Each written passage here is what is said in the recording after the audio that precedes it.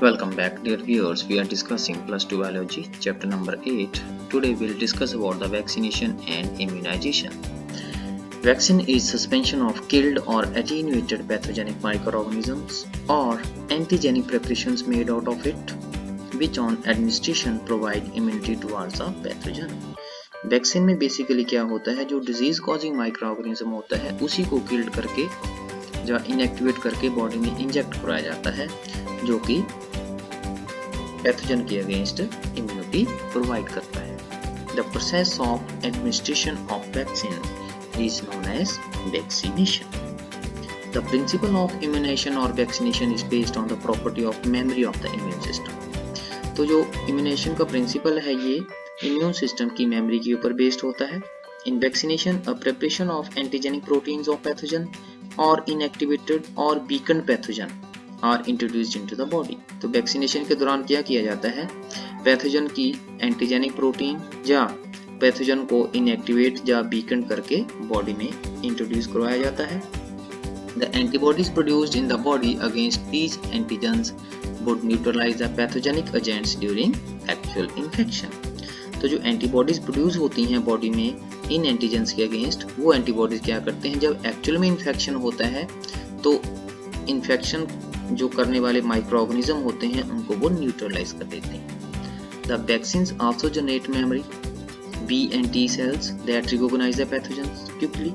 अब जो वैक्सीन्स होते हैं ये मेमोरी को भी जनरेट करते हैं, जैसे बी और टी सेल्स होते हैं। जब सेम पैथोजन बॉडी को फिर दोबारा इन्फेक्ट करता है तो due to these memory cells जो इम्यून सिस्टम होता है वो एक हाइटेंड रिस्पॉन्स देता है, जिससे जो पैथोजन है वो एकदम उसको ओवरकम कर दिया जाता है। सो इसको रिपीट करेंगे दोबारा पॉइंट को। The vaccines also generate memory that is B and T cells that recognize the pathogen quickly on subsequent exposure and overcome the invaders with the massive production of antibodies. तो दोबारा जब same pathogen invade करता है तो उसके against बहुत ज़्यादा antibodies की प्रोडक्शन करता है हमारा सिस्टम, इम्यून सिस्टम, और उसको फिर हम खत्म कर देते हैं पैथोजन को immediately. If a person is infected with some deadly microbes, अगर कोई डेडली माइक्रोब जो है वो बॉडी को इन्फेक्ट कर देता है तो उस केस में जो प्री फॉर्म्ड एंटीबॉडीज होती हैं या एंटीटॉक्सिन्स होते हैं वो डायरेक्टली बॉडी में इंजेक्ट करवाए जाते हैं। Even in cases of snake bites, the injections which is given to the patient contains pre-formed antibodies against the snake venom.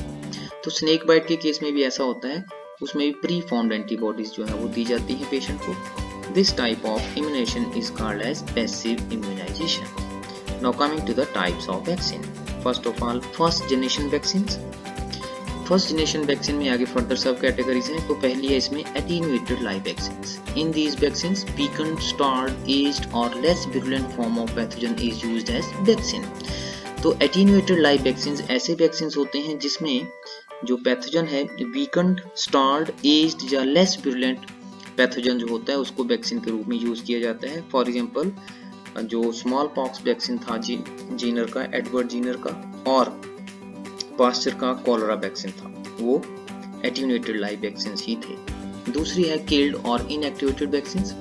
In these vaccines the pathogen is killed और inactivated by heat and other methods for preparing vaccines, for example सार्स polio vaccine. तीसरा है toxoids. Here modified और detoxified toxins are used as vaccines. तो इसमें जो detoxified toxins होते हैं या मॉडिफाइड टॉक्सिन्स होते हैं उनको हम वैक्सीन के रूप में यूज करते हैं। For example tetanus toxoid and diphtheria toxoid. उसके बाद नेक्स्ट है second generation vaccines. They are vaccines made up of pure surface antigens of pathogens only. तो सेकंड जनरेशन वैक्सीन ऐसे वैक्सीन है जो पैथोजन के प्योर सरफेस एंटीजन से बनते हैं। फर्दर इनकी जो मल्टीप्लिकेशन है वो डीएनए रिकम्बिनेंट टेक्नोलॉजी या जेनेटिक इंजीनियरिंग द्वारा की जाती है। फॉर एग्जाम्पल हेपेटाइटिस बी के अगेंस्ट जो वैक्सीन है वो that belongs to second generation vaccine. Coming to the third generation vaccines, they are purest, highest potency vaccines which are synthetic in nature. तो ये प्योरली सिंथेटिक होते हैं nature में और बहुत ही ज़्यादा ये प्योरेस्ट फॉर्म होती है वैक्सीन की। Recombinant vaccines and DNA vaccines belong to this category. Next one is monoclonal antibodies. Mono mean single, clonal means clone करके बनाई जाती है, जो एक ही सोर्स से जिसकी क्लोनिंग की जाती है, ऐसी एंटीबॉडीज। तो एक ही सोर्स से की जाएगी इनकी क्लोनिंग तो ये आइडेंटिकल होंगी। So they are identical antibodies obtained from a single source for effectively dealing with an antigen.